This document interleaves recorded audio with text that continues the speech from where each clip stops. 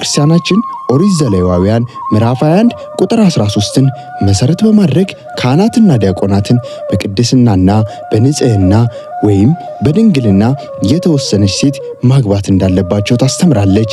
ይህን የክህነት ማዕረግና ቅድስናን ክብሩን ለመጠበቅ የሚደረግ እንጂ የሰውን ነጻነት የሚጋፋ ስርዓት አይደለም።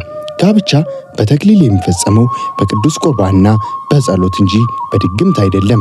ተቺዋ ስለ ካህናት ያቀረበችው የድግምት ክስ ምንም አይነት ሃይማኖታዊ፣ ታሪካዊና ሕጋዊ ማስረጃ የሌለው ፍጹም ውሸት ነው።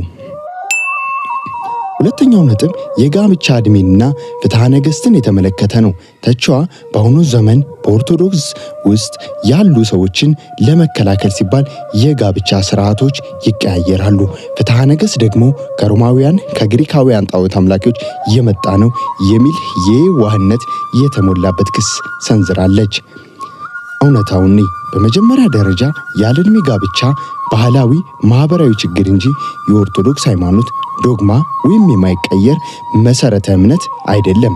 በአሁኑ ዘመን የኢትዮጵያ ኦርቶዶክስ ተዋሕዶ ቤተክርስቲያን ቅዱስ ሲኖዶስ ከዓለም አቀፍና ከሀገር ውስጥ ሕግጋት ጋር በመስማማት ከ18 ዓመት በታች የሚደረግ ማንኛውንም ጋብቻ ፈጽሞ አይፈቅድም፣ አያጋባምም።